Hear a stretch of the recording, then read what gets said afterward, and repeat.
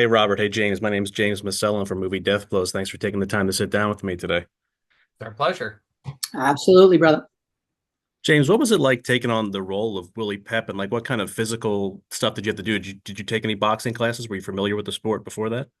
Um, I was familiar with the sport. Yes, I was a big boxing fan going back to sort of the Duran, Hagler, Sugar Ray Leonard, that era. Like really enjoyed it back then. Watching it with my father. I always watched boxing with my father. Then my father told me about Willie Pep, and then we started developing the film. And obviously, once we started developing, I put my sort of actor hat on and a little bit of road work, a little bit of training. I put a speed bag up in my garage. I went and got a jump rope and started to do the jump rope. And it took a long time to get the movie greenlit, so I had some time to perfect some of those things. So physically, I didn't really have the biggest challenge getting down to 126 and being a featherweight.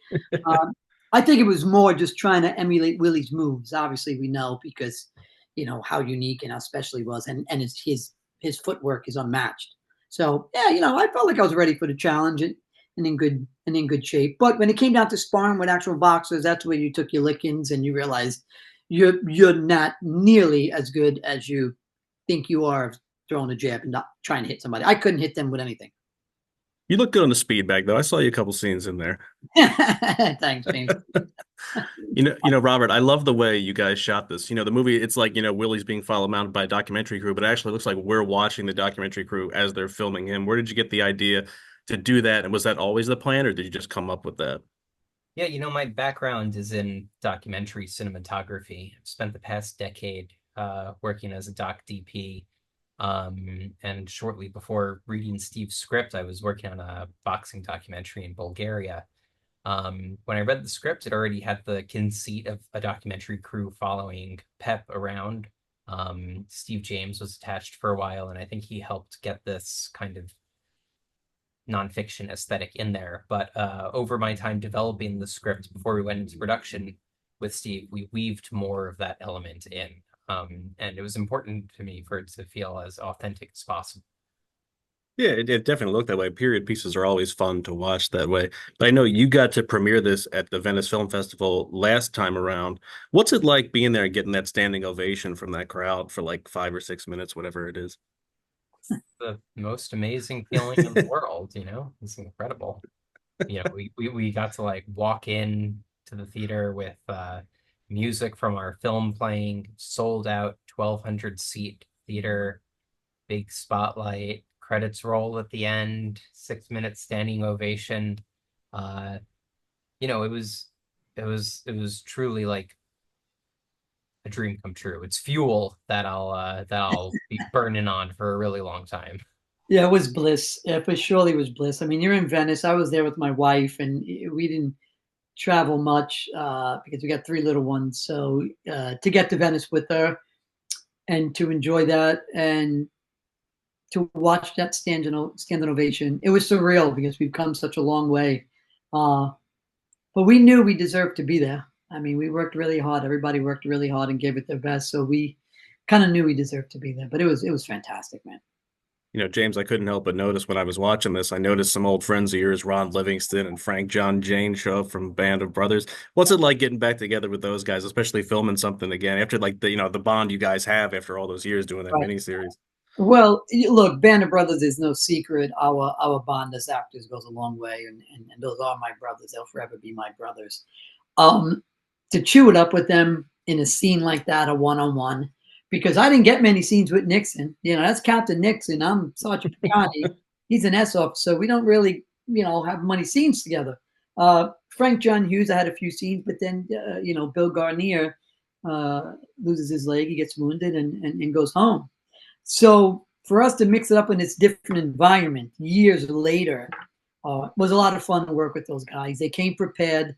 It was a true pleasure to have them on set. They were incredible professionals. They showed their professionalism on set, and they were a big part of this movie. I mean, I love those guys still hot. I lived with Ron for years. I speak with Frank John Hughes probably every other day because we're Yankee fans. So always either the grumpy Yankee Muppets or we're the happy Yankee Muppets, one or the other, depending on who's slumping and what the Yankees are doing. So, both are dear friends of mine, and they couldn't have done this movie without them. Sure. Robert, I noticed you had Stephen Lang in this movie as Willie's trainer, Bill Gore.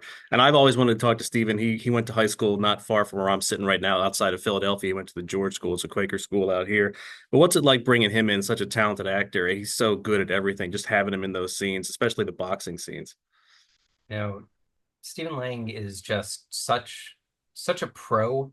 Having him on set, I feel like for me at least, elevated things because he came in on day two of filming. Me and James had known each other for a few years at this point, even though I grew up with a poster that James was on in my bedroom. Um, but having Slang there, he goes by Slang, never Steven, was just incredible. And he's just an actor that has this kind of like gravitas to his performance. Everything feels like kind of scary. Um, but he's a really sweet, cool guy who cares about his craft in a really deep way. He's always looking for like a piece of business and like he's just a pro. He really commands the scenes um in a way that I think communicated something to the crew of like, get your shit together. Um he's also incredibly funny. And I don't know if anyone's ever cast him in a comedy, but he is just like a hilarious person with an amazing sense of humor. Yeah, so it was incredible to work with him. I did a deep dive on Willie. I'm a big fan of boxing. My family's been involved with the sport, especially out here in Philly. But when I was going through his record, when he came back in 1965 to do those last couple fights, he did a lot of them in Philly.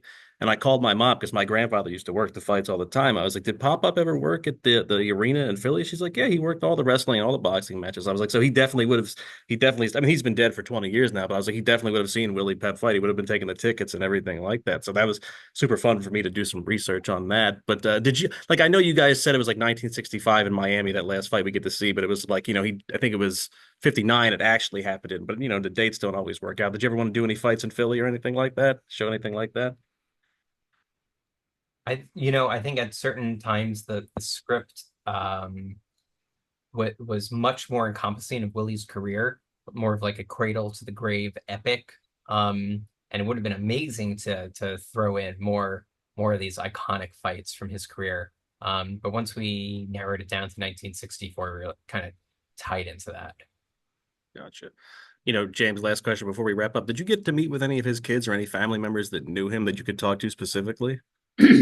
I did. I spent a lot of time with Billy over the process of developing this. Me, Steve Loff, uh, and Robert Kolodny and Bennett Elliott. We took many trips to Hartford to get information. He was an interesting guy. You could tell that he still lived in his father's shadow. He recently passed away. Sadly, he didn't get to see the finished film. But I had my ups and downs with him, because of his relationship with his father. And I don't know if that translated to us, but sometimes we were hot and cold. Crazy enough. I did meet his wife, his last wife, and I remember getting her blessing on set when I walked on set. Fiery little redheaded woman. And she comes up to me. Well, she didn't come up to me yet. She was looking at me. And I clocked eyes with her a little bit, and I was just kind of doing this with her. I'd met her before, but she never saw me in complete costume and everything, like looking just like him. Our hair and makeup, people were fantastic. Um, and she looks and starts to saunter over to me, and she goes, "Yep, look like my Willie. You look like my Willie." And I was like, "Yes." To get her blessing was great, and even her son, I mean, even not her son, even Willie's son, yeah, at times he was fantastic. He did come to set. He worked with Keir Gilchrist, who played my son. He was nice enough to work with him and tell him how his relationship with his father was. So yeah, the family was there. We got a lot from his friends, from the community. We shot in Hartford. Everybody has a Willie Pep story, so you would gather information from every door you walked into, every social club, every sandwich shop, every restaurant, every barber, every coffee shop had a Willie Pep story. So you were like a sponge. That's awesome. Well, I appreciate you guys taking the time to sit down with me to talk about the featherweight. I can't wait for everybody to see it when it comes out this week. Thanks, guys. It's been an absolute pleasure. Thank you, Thank you so James. much. Alrighty.